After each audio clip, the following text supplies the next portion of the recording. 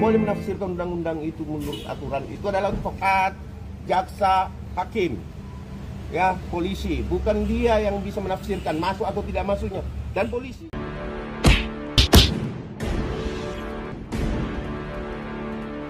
Ada satu pola yang selalu berulang dalam kasus-kasus hukum yang melibatkan tokoh publik: membangun opini lebih dulu, menafsirkan hukum sendiri, lalu menyalahkan publik atau media saat fakta tak berpihak.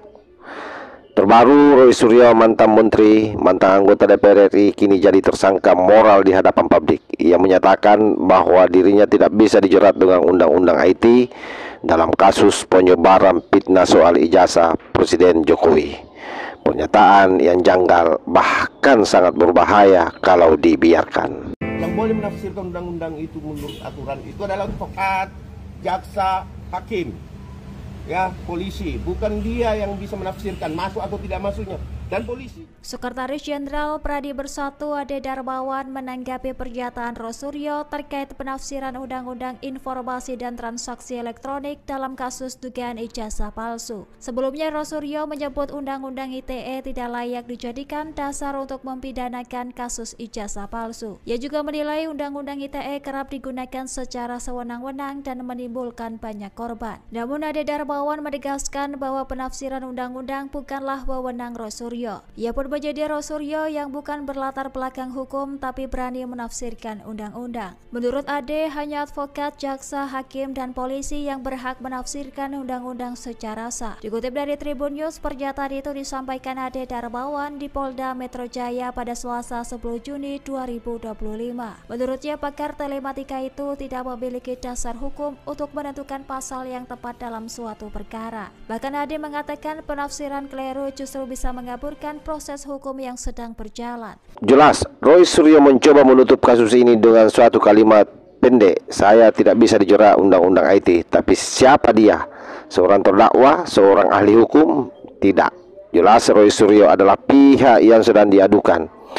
Tapi dalam kasus ini, dia berusaha mengambil alih peran penyidik, jaksa, bahkan hakim. Hal inilah yang membuat Sekretaris Jenderal Pradi Bersatu geram, menegaskan bahwa sesungguhnya yang berwenang menafsirkan hukum adalah penegak hukum, bukan pihak yang sedang diperiksa. Di Indonesia ada mekanisme jelas: polisi, penyidik, jaksa, penuntut umum, pengadilan, pemutus, diantaranya advokat, juga berperang menjembatani pemahaman hukum masyarakat.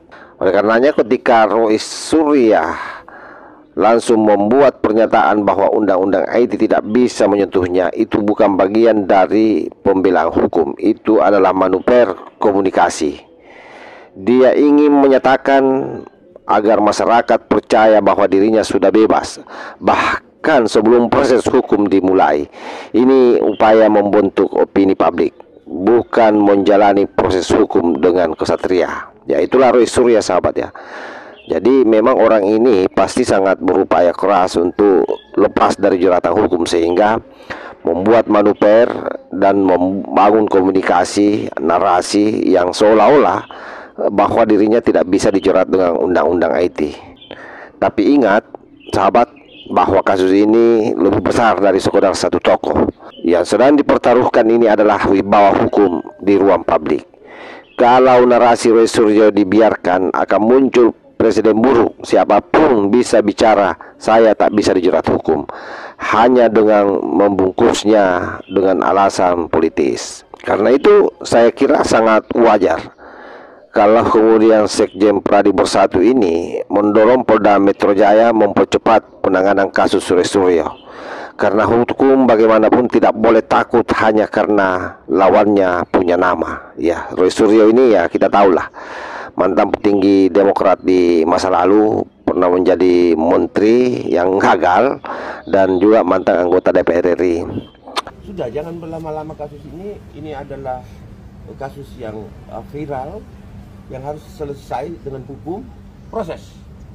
Segerakan, naik ke pengadilan. Urusan bela-membela, urusan klarifikasi, lakukan di pengadilan. Roy Suryo CS lakukan. Dan ingat, Roy Suryo jangan lagaknya seperti advokat, mampu menafsirkan undang-undang. Itu nggak boleh. Yang boleh menafsirkan undang-undang itu menurut aturan itu adalah advokat, jaksa, hakim, ya polisi. Bukan dia yang bisa menafsirkan masuk atau tidak masuknya. Dan polisi juga masuk tidak masuknya itu tafsirannya sudah jelas kok, bahwa memenuhi unsur. Ya sudah, lakukan pelimpahan, tidak naikkan sidik, gelar perkara. Tidak perlu lagi nunggu lama-lama, ya. Gitu ya. Publik tidak boleh terkecoh lagi. Kasus ini bukan soal pro atau kontra dengan mantan presiden kita. Ini soal apakah hukum bisa bekerja untuk siapapun, baik itu rakyat kecil atau mantan pejabat. Roy Suryo bukan orang pertama yang mencoba menyetir opini untuk menyelamatkan diri dari proses hukum. Tapi kita tak boleh membiarkan dia jadi yang paling berhasil. Karena itu sahabat-sahabat sekalian, Sekjen Pradi sudah bicara, advokat sudah angkat suara, sekarang giliran publik untuk ikut mengawasi. Apakah Polda Metro Jaya akan melanjutkan kasus ini dengan tegas, dengan gagah, atau kembali jadi contoh betapa hukum bisa tunduk pada popularitas? Yang pasti kami tidak menuduh, kami hanya bertanya, dan kami tidak akan berhenti mempertanyakan ini sampai hukum tegak dengan kepala tegak.